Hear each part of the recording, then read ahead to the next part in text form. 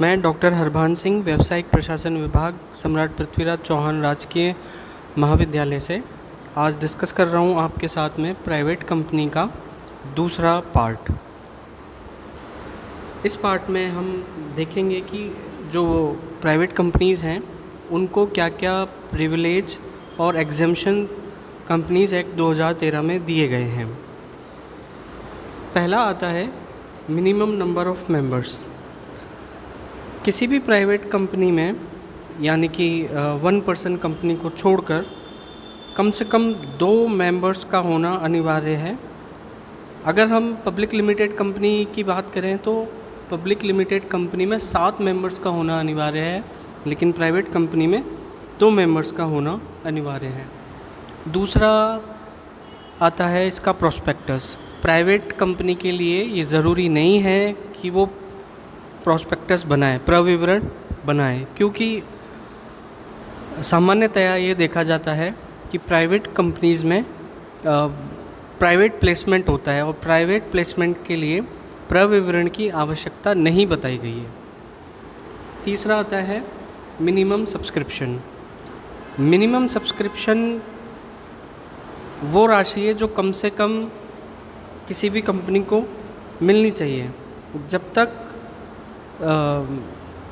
जैसा कि public limited companies में प्रावधान है कि जब तक एक स्पेसिफाइड अमाउंट जब तक नहीं मिल जाए कंपनी को तब तक वो सिक्योरिटीज़ अलॉट नहीं कर सकती है, लेकिन प्राइवेट कंपनीज़ में ऐसा कोई प्रावधान नहीं दिया गया है। नेक्स्ट आता है मिनिमम नंबर ऑफ़ डायरेक्टर्स। किसी भी प्राइवेट कंपनी में कम से कम 2 डायरेक्टर्स का होना अनिवार्य है। अगला आता है इंडिपेंडेंट डायरेक्टर्स।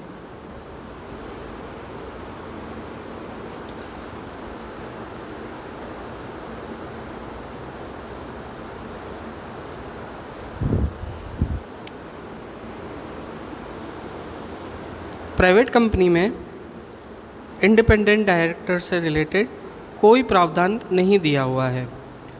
नेक्स्ट है रोटेशनल डायरेक्टर्स।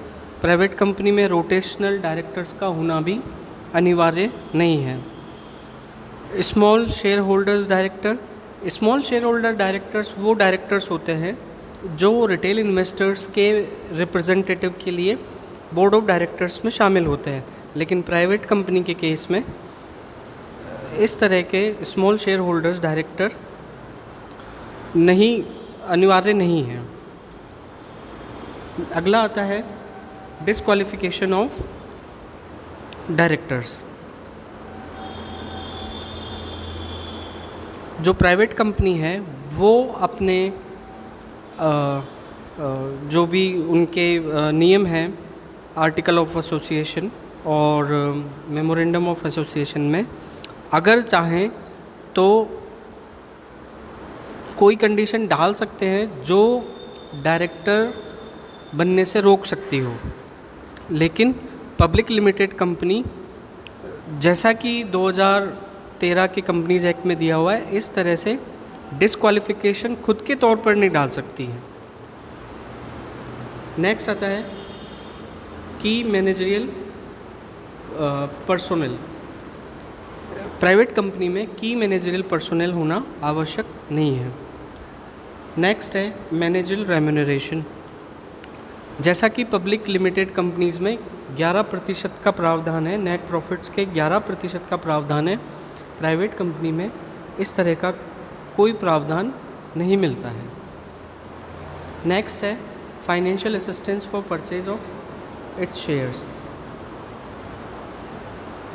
जो एक इंडिपेंडेंट प्राइवेट कंपनी है वो प्रोहिबिटेड नहीं है फाइनेंशियल असिस्टेंस देने के लिए, वो चाहे तो फाइनेंशियल असिस्टेंस दे सकती है। कोरम का मीनिंग होता है कि किसी भी मीटिंग को करने से पहले कम से कम कितने सदस्यों का होना आवश्यक है।